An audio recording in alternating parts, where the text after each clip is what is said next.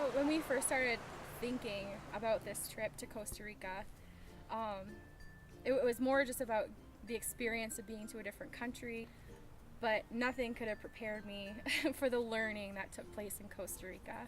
Students had to overcome their fears and really look deep within themselves to push them through just that barrier of fear, to let themselves just be vulnerable, to experience the beauty of Costa Rica and experience the beauty of those different opportunities. We went to Conversa to learn Spanish, and we started speaking more and more Spanish every day. My Spanish has gotten way better since I've been here, because you're surrounded by it. Just because somebody doesn't speak the same language as you doesn't mean they're not the same person as you. Trabajar. Deseo. It feels really good to be surrounded by other people that not only speak English but also speak Spanish. It's brought out more Spanish in me because I've been able to practice. Back in Michigan and Lansing, we don't get to see the nature how it is out here. And everything we're doing is just pure life, really just caring about life, not just human life, but environmental life as well. To come out here is really awakening to know that this environment and ecosystem should be in our minds as well. It's really humbling. It shows you a whole new way of life. It makes you want to think different and go out and do things now. It makes us want to, it'll make every one of us want to get up and actually do something. At home, it's all about what's in it for me, and it doesn't matter if it's happening over there because it doesn't affect me. It's to come out here and see a whole different way of living.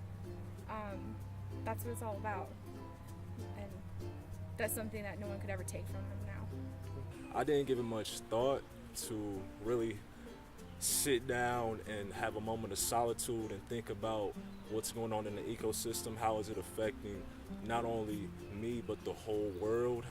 I was able to reflect on things that I needed to and that I didn't even know I needed to when I was back home. We all learn about our own, about each other and about who we are and who we want to be. It feels like I'm more of a person than I used to be. I learned to care, I just think it's a really good opportunity for people to come here and learn about themselves and who they are and what they can do without their family, without distractions of the city. The first time that I spent time with myself and found out who I wanted to be. Hola chicos, por acá. Think about how sustainability can be lived in an internal way, and how that can then be reflected and shared with others. Our work with young people has way more to do with the attitudes of the heart and the way people interact with each other and the way they love themselves and the world around them. I've learned kind of a whole new perspective on how you work with people and inspire them towards personal sustainability. So for me, I really learned to take a step back and watch and step up when needed. It's amazing when you just spend time with yourself and look at yourself, think about goals you have, how you can address them, what needs to happen, just really take an honest look at yourself. They opened my mind, my life, my awareness, my consciousness. How and why, or what should I be doing to help newer generations?